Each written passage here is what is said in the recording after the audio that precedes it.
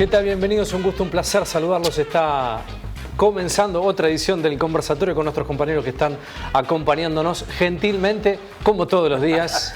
¿Le gustó esa? ¿Le gustó sí, una palabra que estaba en desuso. Sí, llamaron de la Real Academia hay que traerlas. Decir, queremos felicitarlos porque recuperaron el gentilmente. Exactamente. ¿Cómo les va, compañeros? ¿Qué dicen? Muy bien. ¿Cómo están? ¿Bien? Muy buenas noches. Guille, Mariano. ¿Qué tal? ¿Cómo andan, chicos? ¿Cómo les va, compañeros? ¿Cómo andan? Muy bien. Bueno, de deportes no hablamos, solo felicitamos. Ley de glaciares. Suerte para ustedes. Debate en diputados. ¿Qué pasó? Porque yo... Bueno, se ha puesto en marcha Copa Libertadores y Sudamericana, ¿no? Bueno, con Copa Libertadores el equipo de Argentina, hay que decirlo así, identificando a nuestro país, ha tenido, bueno, ya lo sé, pero es el que más representa. ¿No son la mitad más uno? Bueno, eso sí, pero en representación de Conmebol es lo mismo. Ahora sí, se hacen los humildes. No diga el equipo de Argentina. Que jugó ayer y que tuvo un buen triunfo. Hay otros equipos argentinos que van a participar y también en Copa Sudamericana. Los grandes generalmente juegan una cosa y yo les doy el pie. Nosotros estábamos 2 años sin jugarla, así que teníamos un poquito de abstinencia. Andábamos con una gana de jugar. Sí. Por la séptima.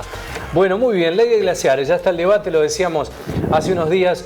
Bueno, dan los números, ¿no? Efectivamente, para lo que suceda allí en diputados, hay, bueno, circunstancias que tienen que ver con organizaciones ambientalistas que han rechazado y siguen rechazando la iniciativa porque, bueno, eliminaría la protección de reservas estratégicas del agua. En la Cámara de Diputados ha comenzado el tratamiento de la modificación de ley de glaciares desde las 15 horas. Están con cuestiones de privilegio todavía, ¿eh? Cuestiones de privilegio, sí, señores. La práctica parlamentaria, todavía no empezaron con el núcleo de discusión, ¿no? Están planteándose cuestiones de privilegio. Vamos a escuchar el vivo, allí está. Perdón, antes de meternos, si me permite, dale. Rechazaron también la posibilidad de estar haciendo tratamiento, lo que hablaba Guillermo hace unos días, ¿no?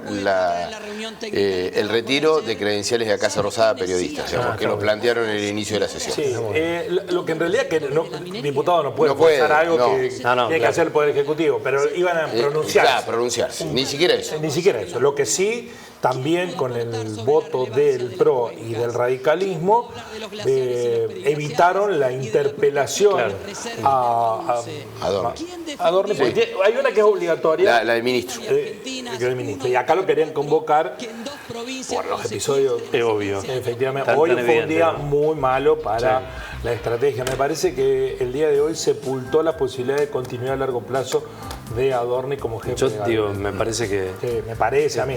No va a ser esta semana, tal vez tampoco la próxima. Capaz que la disimulen, pero el final... Y con un reordenamiento, viste que te disfrazan con un reordenamiento. Por ese lado, ¿no?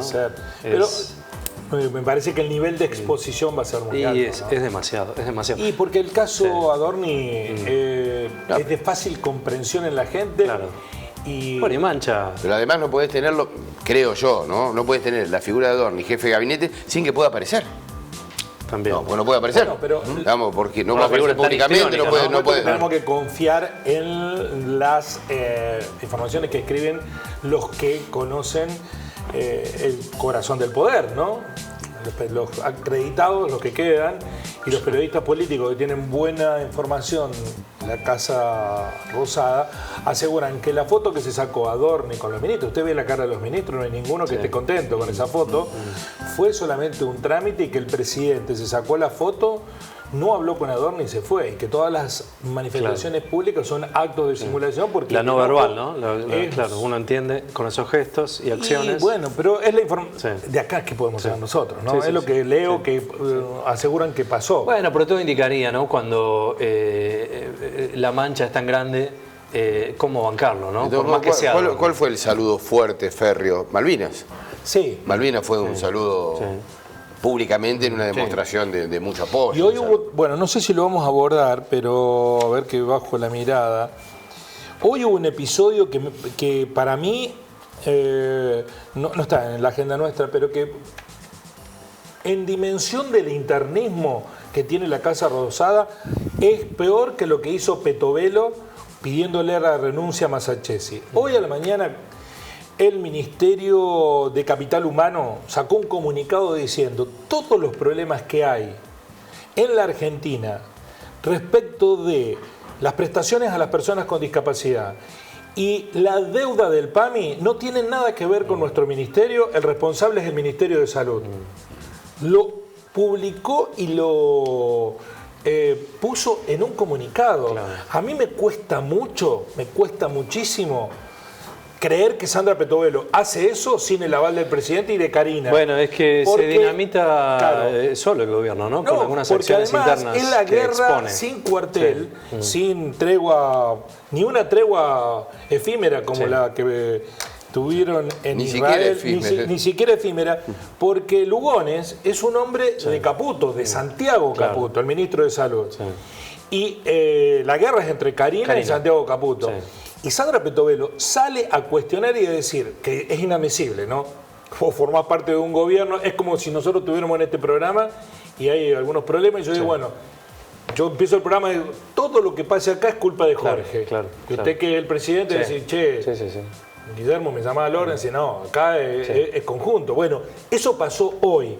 La ministra de Capital Humano sacó un comunicado diciendo todos los problemas que hay con discapacidad y deuda del PAMI, que son enormes, no es culpa nuestra, de Capital Humano, sino del Ministerio de Salud.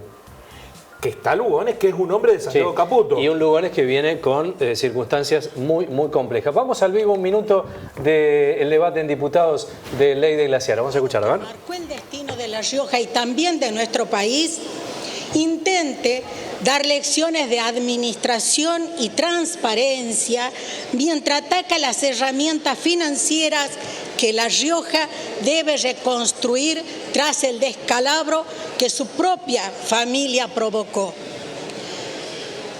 No se puede hablar de la crisis actual sin recordar que en los finales de los 80, bajo la gobernación del doctor Carlos Menem, el Banco de la provincia de La Rioja fue vaciado.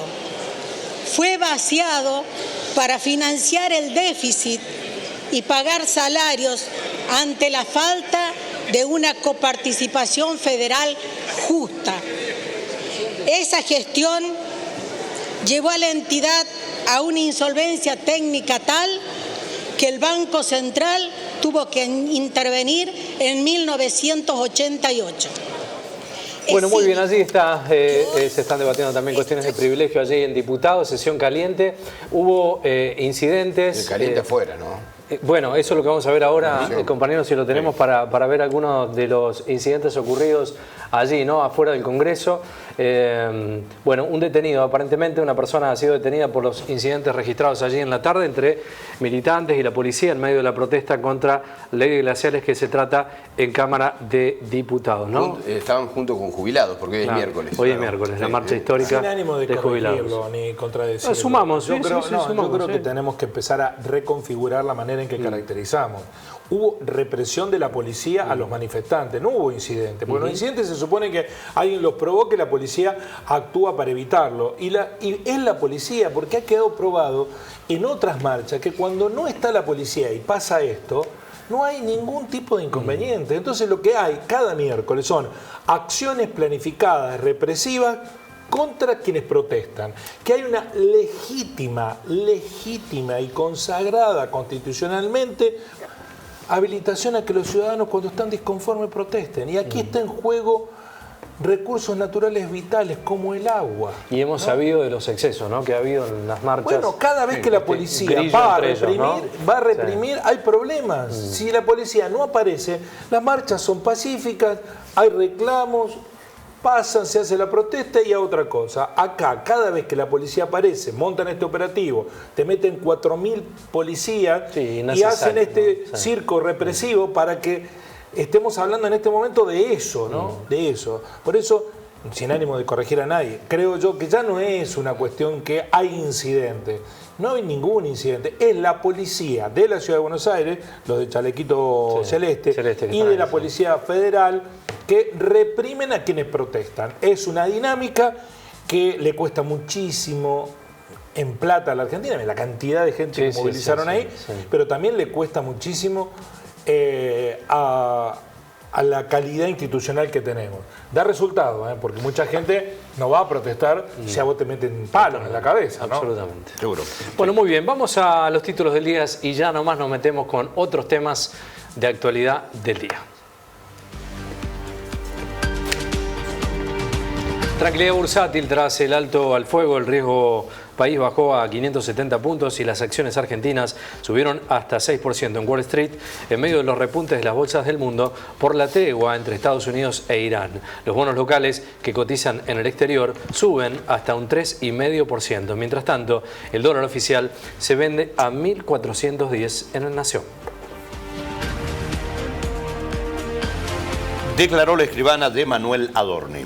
La escribana Adriana Mónica Nechevenko declaró como testigo ante el fiscal federal Gerardo Policita y reveló que el jefe de gabinete, Manuel Adorni, compró su departamento del barrio porteño de Caballito con un adelanto de $30.000 y otros $200.000 a pagar en un año sin interés.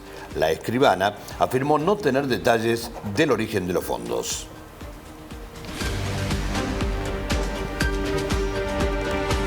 El vicepresidente Vance viaja a negociar el fin de la guerra. El vice de los Estados Unidos viajará a Pakistán para negociar con delegados de Teherán en busca de consolidar la tregua y garantizar la reapertura del estrecho de Hormuz, mientras Donald Trump evalúa la salida de la OTAN.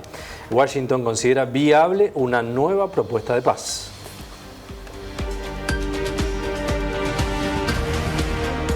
Un hombre murió por leptospirosis en Belleville.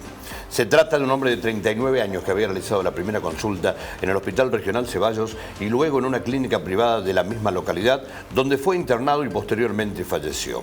La enfermedad zoonótica es producida por una bacteria que puede estar presente en la orina de algunos animales. Desde el 2021 al 2026 se registraron 14 casos confirmados en la provincia de Córdoba, de los cuales 4 fallecieron.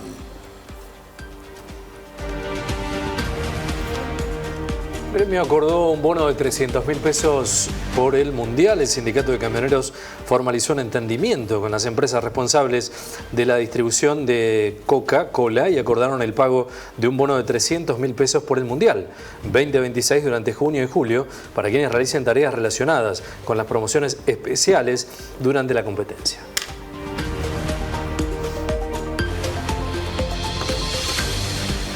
Tensión extrema en Medio Oriente. Todo indicaba que iba rumbo y camino finalmente a la paz. Bueno, Israel finalmente no duró nada, rompe el alto del fuego. Nos fuimos de acá, cortamos, le dimos vuelta y ya estaba. Y ya había ataques. Y ya había ataques, exactamente.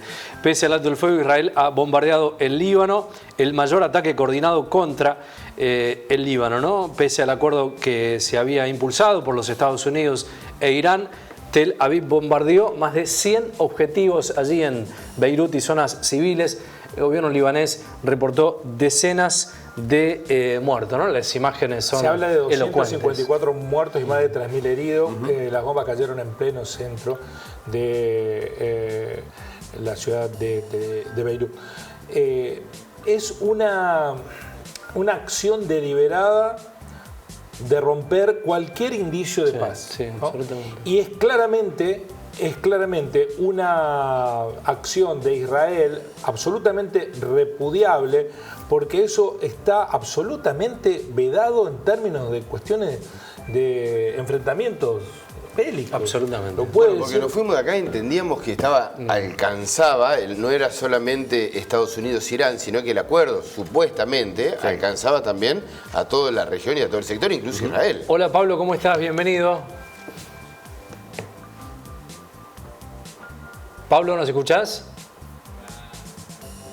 Bueno, allí está, tratando de contactarse Pablo Hueve también para hablar de este tema, ¿sí, Jorge? Realmente no termina de entenderse cómo es que se realiza un anuncio el que hace pensar que por lo menos por el término de 2 semanas habrá algo de tranquilidad para los habitantes de todo este sector del planeta y de repente nos encontramos hoy relatando todo esto que está ocurriendo y que, como decía Guillermo, ya ha dejado un saldo muy, pero muy lamentable con más de 200 muertos, cientos de heridos y El tema es que no sabemos cómo continúa esto, Claro. pero creo que es fácil realmente de imaginar. Y un escenario que probablemente quizás termine siendo utilizado por el propio Estados Unidos, ¿no? Para decir, bueno, perfecto, no se cumplió con lo que habíamos acordado, entonces ahora seguimos avanzando con el plan que teníamos. La Porque uno guerra no de termina de Israel entender. la tiene con Irán. Estados Claro, Unidos tiene sí. la guerra con Irán. ¿Qué tiene que ver el Líbano aquí? Bueno, Ahí en está el el tema. Líbano hay organizaciones terroristas como la de Hezbollah. A mí me da vergüenza, esperando que hable Pablo Hueve, meterme en estas cuestiones de las que toco de oído. Sí. Pero lo que están haciendo es, como si atacan a Irán, saben que el poder de fuego de Irán lo ha demostrado, le devuelve las bombas Claro. y en cuota mayor, Sí. que le rompió la campana, ese arco de protección que tenía, que supuestamente era inteligente y hacía que no hubiera ninguna bomba ni misil que llegara a la ciudad, a Tel Aviv básicamente. Bueno, lo cierto es que como no se puede meter con Irán, que es el actor de la guerra, se mete con el Líbano. Líbano no tiene el poder de fuego De Irán. que tiene Irán y no le va a devolver con la misma moneda, no lo puede hacer. Además se quiere quedar ya avanzado por tierra con el sur del Líbano, ocupando parte del país, siempre con el argumento de las organizaciones terroristas. Israel con Netanyahu, porque no es todo el país, No.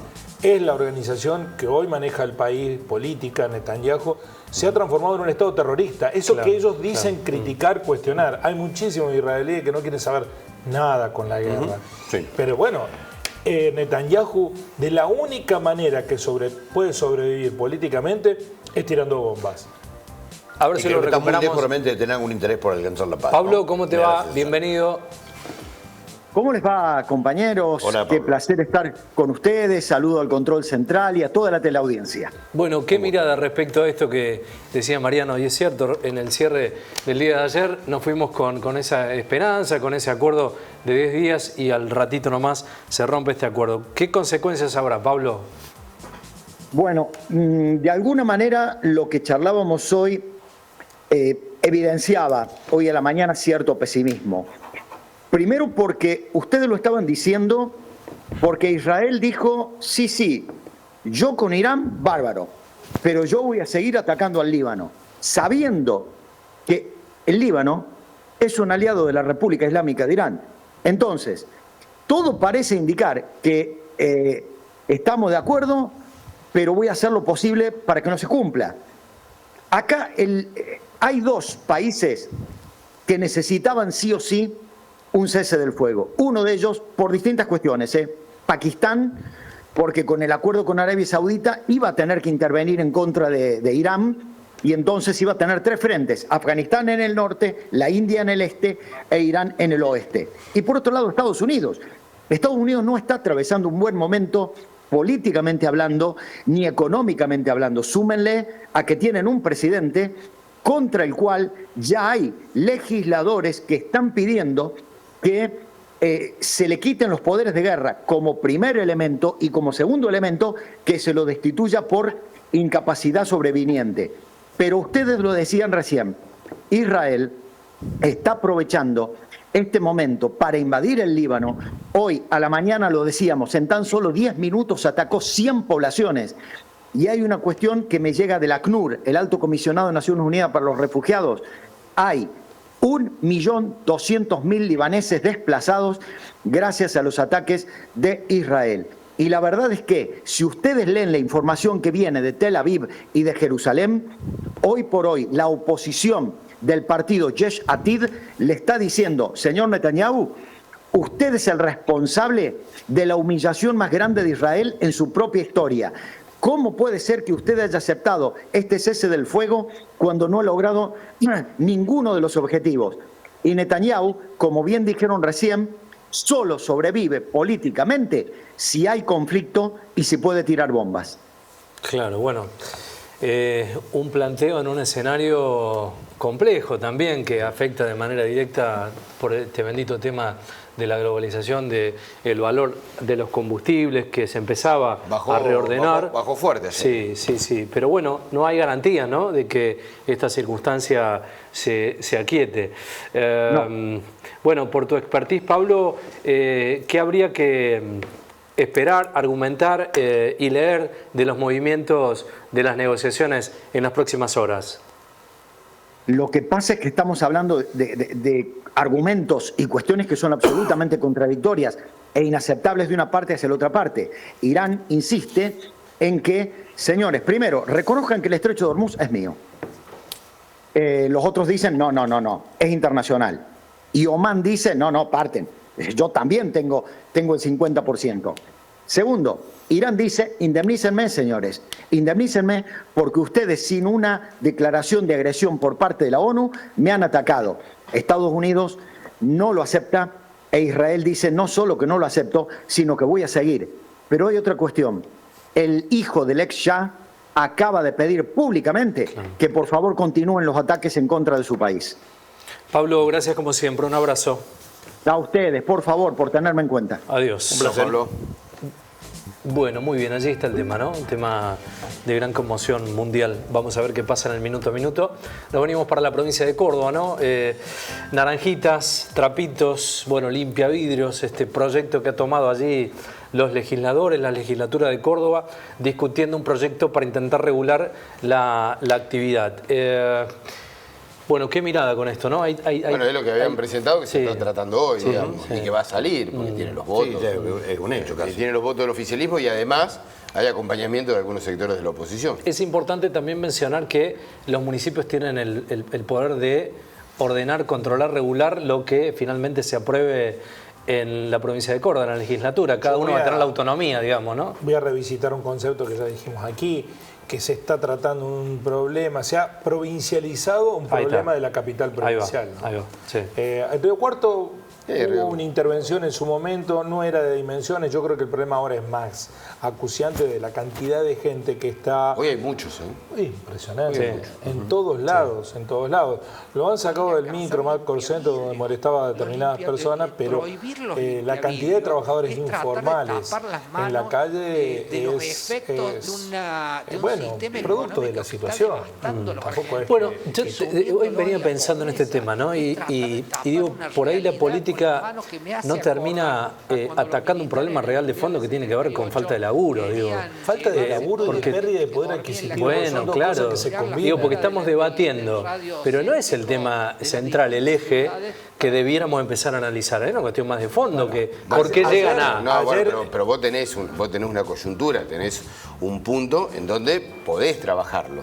Digamos, más allá de que y yo coincido, sea mucho más de fondo el problema, que sea, sí, el paso a la informalidad, la falta de oportunidades de trabajo, pero si tenés un problema, una coyuntura, la podés trabajar. Después, a la par podés ir trabajando lo otro. Digamos, pero tenés que trabajar sobre la coyuntura. No, es que nadie está diciendo no trabajar, pero lo que quien la tiene que trabajar esa coyuntura es la Municipalidad de Córdoba, porque ahí es el problema. Río Cuarto no pidió una ley provincial para abordar el problema. Y hablando de las perdices. Digo. Claro, no, está bien lo que vos decís. El problema, el emergente es mucho más grave. Por eso digo, ¿puede solucionar esto? ¿Qué va a solucionar? Si vos tenés el dato del centro de almaceneros, 3,3% de inflación en marzo. El dato que hoy se conoció en Río Cuarto, el 4,87. En La Plata, el 5,40. 4,87 que recuerdo. En Río Cuarto, los datos que da el CESI, aumento de la inflación en el mes de marzo. ¿El CESI la midió? La que mide todos los meses el CESI, en la ciudad de Río Cuarto. Digamos, para un promedio nacional, en La Plata más del 5,40. Todo eso es el escenario en donde hoy estamos. Entonces, no es que porque vos hagas una ley no va a haber gente en la calle reclamando. Yo tengo la sensación de que pero había un problema. A ver, y yo acá voy a coincidir con ambos. Es un problema muy de Córdoba Capital.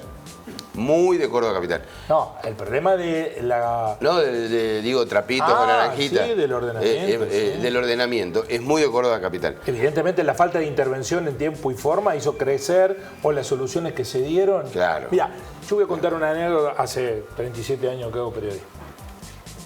En Río Cuarto no había nadie lavando coches en la calle. No existía eso. No existía. Nosotros estábamos en comienzo de los 2000, le estoy diciendo. 2004 debe haber sido 2005.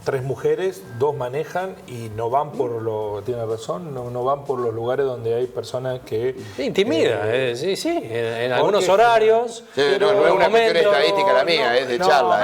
Pero también eso ocurre con vendedores ambulantes que entran a locales comerciales. Cuando ven a una mujer, ven que no tiene la misma capacidad de respuesta, a lo mejor una mujer, salvo algunas que son bravas, está bien. Que no se las aconsejo encontrar. No, exactamente.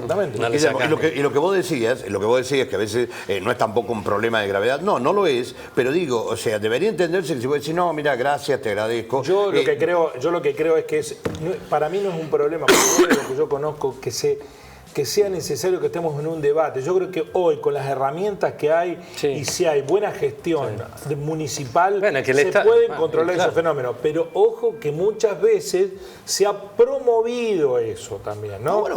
Y ahora se vuelve... Ahora bancala. Pará, pegalo a Nostrala, ponelo. A ver qué dice el ultrajuecista Nostrala.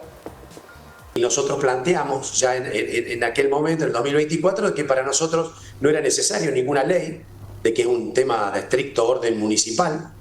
Y ustedes saben que en aquel momento coincidían con nosotros el oficialismo.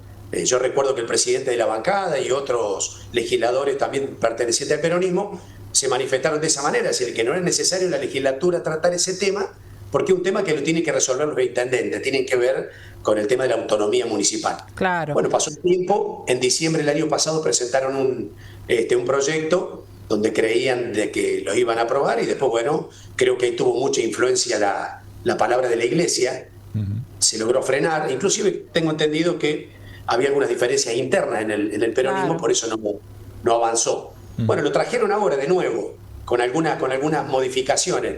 Nosotros seguimos sosteniendo exactamente lo mismo, es un tema municipal. Creemos que esto ocurre, el problema está en la ciudad de Córdoba. Sí, ¿no? absolutamente. Hemos averiguado, y ustedes también deben haber averiguado, en ciudades como Carlos Paz, que tiene una norma del año 94 y funciona. Bueno, muy bien, allí estaba Nostral hablando de que estaba en contra, ¿no? Y mencionaba el tema que lo hemos dicho acá de Villa Carlos Paz, que lo tiene bastante ordenado, ¿no? El tema del cobro del estacionamiento. Yo creo que es una cuestión de gestión de los municipios. Por eso, provincializar el debate, bueno, lo lograron, digamos, estamos discutiendo otras cosas, ¿no?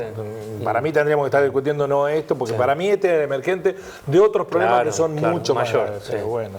El que impulsó esta cuestión es un diputado un legislador provincial libertario, ¿no? Tendríamos que estar discutiendo las consecuencias del gobierno libertario que tenemos en la realidad social.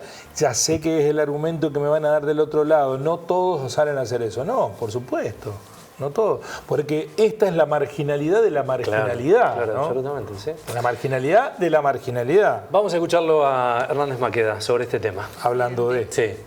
Bueno, primero... Según la Constitución Provincial, en su artículo 180, el manejo de las calles es efectivamente de cada municipio. Ahora bien, nuestro proyecto contempla que si un municipio quisiera cobrar por el uso de la calle para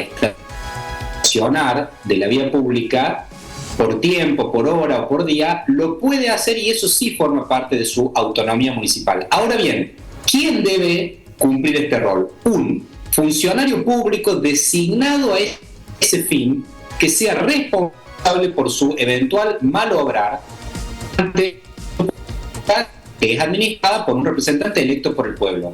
Lo que hay hoy con los narquitas es que personas privadas de asociaciones pagas, como son las cooperativas, terminan delegando siendo depositarias de una delegación del gobierno de la provincia, de la ciudad, para prestar ¿qué? Para prestar el servicio de seguridad, porque ellos están alegando que te están cuidando el vehículo. Y los cordobeses de toda la provincia financiamos a la policía de la provincia, que es la única organización civil armada que nos puede garantizar una lucha contra el crimen y la prevención de la delincuencia, pero sí, controlando el espacio público. Ahora bien, ¿de quién es responsabilidad la seguridad? Según la propia Constitución, de la provincia. Bueno, muy bien, así está, ¿no? Bueno, va a salir la ley, digamos, ya lo aclaramos. Sí. Estaría todo dado para que realmente no está conforme con la ley Hernández Maqueda. Hernández Maqueda. Él dice que regularlo, porque la ley en líneas generales lo que quiere es regularlo. Claro. Lo que quiere Hernández Maqueda es prohibirlo. Exactamente. Le faltó dar un paso más adelante, ¿no? Quiere sacarlos de la provincia. Muy bien, nos vamos a Santa Fe, vamos a hablar de la circunstancia que conocíamos en las últimas horas, la semana pasada, con el tirador de San Cristóbal, ¿no? Y enterándonos de una situación que tiene que ver con, bueno, alguna investigación realizada sobre que este tirador integraba una subcultura digital, transnacional, bueno, vinculado a redes donde efectivamente estas acciones de tiroteos y demás tenían un lugar, ¿no? Habló el gobernador Maximiliano Puyaro confirmando que el tirador de 15 años en la escuela de San Cristóbal no sufrió bullying ni tuvo un brote psicótico. Esto decía el gobernador. Decir con claridad que no fue un brote psicótico de este adolescente. En segundo término, no tiene que ver con el bullying que podría haber tenido o haber sido víctima, que tampoco eso está probado o materializado en la investigación. Y sí lo que se pudo detectar, que este joven de la localidad de San Cristóbal, este adolescente, participaba de una red internacional, de una subcultura digital que se denomina TCC, y desde ese lugar parten de la veneración a delitos violentos, asesinatos violentos, y en algunos casos llegan también a la imitación de la comisión de este tipo de delitos. Eso claramente nos ubica en otro lugar y muestra que la investigación se fue hacia otro lugar. Primero, porque no tiene que ver con lo que pueda suceder en una comunidad, en lo que pueda suceder en una escuela, lo que pueda suceder en una provincia o lo que pueda suceder en un país. Ahora se va a detallar con mayor claridad. Esto tiene que ver con la pertenencia a una subcultura internacional que encuentra los ámbitos de socialización a través de estos grupos digitales que veneran los delitos o los homicidios violentos. Bueno, muy bien allí, ¿no? A mí me resulta extraño que el gobernador diga, bueno, es un problema de otra característica, no es un brote psicótico. Sacándose, claro. ¿Qué? ¿Porque es una organización internacional? ¿El problema no lo tenemos? No. A ver. Pero interpretación. Interpretar Sí. a Puyaro, que es un tipo de otro problema del que se había pensado, que no es un brote psicótico ni que es un bullying. caso de bullying. Claro. Bueno, Como es otro problema, eso es lo que entiendo yo que dijo. No es un problema de la escuela, dijo tampoco. No es un problema de la escuela. No, claro. Tampoco era un problema de la escuela anteriormente. Si hubiera sido un caso de bullying o... Y sí. Y no, ¿por qué la escuela? Si tenés 4 horas en la escuela y 20 horas fuera de la escuela, ¿cómo puede ser un problema de la escuela? Si un problema, vos decís por la contención de la institución. No, si el bullying, vos tenés que detectar un caso de bullying en tu escuela. Sí, eso tiene que... Eso Bueno, es eso así. a eso me y refiero. tiene que haber políticas públicas de Claro, bullying, por pero eso también es. tiene que haber políticas públicas que controlen el uso de armas, por ejemplo. Y ahí estaba sentada Monteoliva, que adscribe a una lógica el que quiere estar armado, que esté armado. Bueno, pero es un fenómeno, a ver, yo entiendo, yo sí coincido con eso. Ahora, yo entiendo la parte específicamente que entramos en un cono en donde a mí me sorprendió cuando la tenemos ahora, Monteoliva, el dato que da Monteoliva de la cantidad que se han detectado con las investigaciones. Entiendo lo que dice Guille respecto a... Daba la sensación como que Puyaro tira. Es un tema que tiene que ver con... Es del mundo. Claro. Es del mundo. Bueno, es una cosa de bullying, chicos. Es una cosa internacional. Da esa lectura. Creo, bueno, no lo interpreto de esa manera. Para mí no se sacó el problema. Lo que está explicando de dónde viene el problema, que es una situación propia del joven inmerso en una red a través de la tecnología en donde se está propiciando la violencia. En este caso, muchas de estas pero vos situaciones tenés que, vos sos la ministra de Seguridad de un país, no podés decir que porque el problema es internacional es de una calidad distinta de que si fuera ¿Querés que local. le escuchemos a Monteoliva a ver qué decía? Dale. Bueno, igual la vamos a escuchar. Dale, a ver. No es un caso aislado, que no es un caso de bullying como inicialmente podría haberse catalogado, tipificado, y es que estamos frente a la presencia de culturas o subculturas digitales en las cuales muchas veces jóvenes o niños o adolescentes integran. Culturas digitales que tienen que ver con comunidades virtuales que se centran en el estudio, el análisis, la fascinación de asesinatos, de tiroteos masivos, que tienen unas pautas de conductas, los integrantes de estas organizaciones, conductas nihilistas, conductas misantrópicas, ¿sí?, que apuntan básicamente a admirar la violencia y a ejecutar actos de violencia.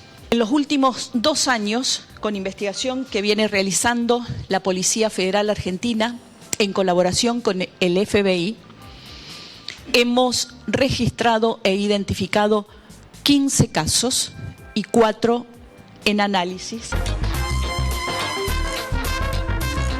Dice la ministra de Seguridad que han identificado y 4 más en análisis. Bueno, y viste que con relación a este menor de 16 años que también ha sido identificado en las últimas horas, ahora lo que se busca es tratar de determinar... Por encubrimiento, ¿no? Claro, pero digo, lo que se busca determinar ahora con la investigación es si este menor que disparó lo hizo, digamos... por iniciativa propia o tal vez por algún tipo de influencia externa. Hay una cosa que yo quiero, ¿no?, si me permite, hacer referencia. Si hay organización política que ha utilizado las redes sociales y el anonimato para la instigación del odio al otro, de la descalificación del que piensa distinto y que están estructuradas sobre esa base, es el partido que nos gobierna.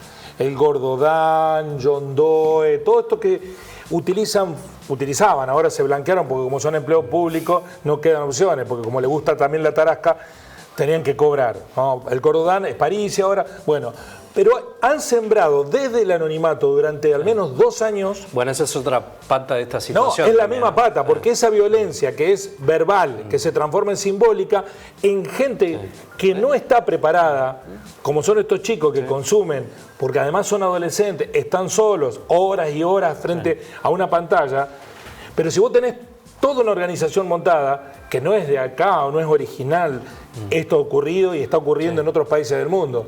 Pero si hay gobierno que no tiene ningún tipo de legalidad ni de legitimidad, porque usó la práctica de la violencia digital como dinámica política, es este gobierno. Yo no le creo nada a Montoliva. No le creo nada, ni de su preocupación, porque cuando ella salía de ahí, había en la Casa Rosada 200 tipos instigando todo el tiempo con falsas denuncias, con falsas afirmaciones, con descalificaciones contra los opositores. Ese es el primer peldaño de una escalera a la violencia que termina con un chico de 15 años tomando un arma, una escopeta del abuelo y matando gente. No digo que es culpa del gobierno eso, digo que vos no podés legitimar. Hay otros países muy avanzados que están haciendo que las redes sociales en los colegios no puedan ser utilizadas, que se le ponga límites a las redes sociales. Claro. Este es un gobierno que promueve la violencia, la descalificación y el odio a través de la herramienta social que implica la digitalización. Y es que está orgulloso de eso. No es que, porque te dicen, nosotros a ustedes los domamos en las redes sociales, o no, todo el tiempo. Sí, ¿y cómo te lo...? Señores, esta semana el presidente de la Argentina, frente a uno de estos anónimos que le decía a un periodista que le había puesto el miembro sexual en el ano, no sé de cuánto, el presidente de los argentinos dijo, y es una puntita solamente. ¿No? En este escenario estamos. Claro. Y hay que conectarlas a las cosas, porque si no las conectamos, pareciera que no vemos la realidad que tenemos que resolver. Entonces, si el presidente le dice a un periodista, cuando un falso tuitero, o un tuitero con identidad falsa, es un tuitero verdadero pero con identidad falsa, le dice a un periodista que le acaba de producir una violación anal, de una dimensión significativa, el presidente, y eso fue solo la puntita, el presidente. Entonces, vienen y dicen, es una organización internacional que está promoviendo esta suerte de belicosidad en las redes.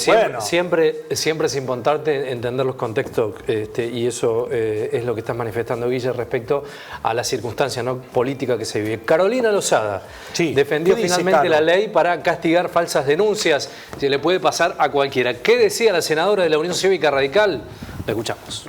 Vine corriendo del evento de la 7ª jornada contra las falsas denuncias. La verdad que lo vengo luchando desde el año 2022. ¿Tenés gente de distintos partidos que bancan y gente que se opone? Hoy hubo una senadora y un senador que vienen del Frente para la Victoria. A ver, cuando vos hablás con los senadores y senadoras en privado, te dicen todos, tenés razón, esto tiene que salir. Yo, para que te des una idea, me dice un senador, yo no tengo mujeres en mi despacho, porque tengo miedo al tema de las falsas denuncias. ¿Es un poco exagerado este senador? No sé, mira, yo la verdad conozco también, tengo amigos que trabajan en multinacionales que me dicen que entre tener a un hombre y a una mujer, si la mujer es joven, él me dijo, y encima está buena, prefiero que sea un hombre. ¿Y cuántas denuncias hay? A ver, vos vas a ponerte a mover todo el sistema judicial con lo que cuesta eso para que una persona vaya presa, no vaya presa directamente. O vaya presa 6 meses. No va presa 6 meses. Pues sí, es carcelable. A partir de los 3 años y un día recién es. Pero ¿cuántas falsas denuncias hay? Hay muy pocos que hacen la denuncia por falsa denuncia, porque tenés que meterte otra vez con abogados, o sea, esto. En lo penal, esto cuesta muy caro. Lo que cuesta caro es la defensa. Bueno, ahí estaba la senadora por la Unión Cívica Radical. Desándenme porque no conozco el tema. ¿Es solamente las falsas denuncias de ámbito sexual las que están o cuestiones de género o en general la fake news, la falsa denuncia, la noticia falsa? Bueno, yo te iba a meter a esas. Yo tengo entendido que es de género. Es solo lo de género, ¿no? Porque si es para hablar de falsa denuncia, esta señora denunció al gobernador de Santa Fe como integrante de aliado y socio del narcotráfico en la interna, estando con Patricia Bullrich. ¿Lo recuerdan, no? Sí. Eso también fue una falsa denuncia, o salvo que haya un gobernador que es socio del narcotráfico, que nadie lo haya investigado, porque esta señora, siendo senadora, dijo que Puyaro era socio de los narcotraficantes de Rosario.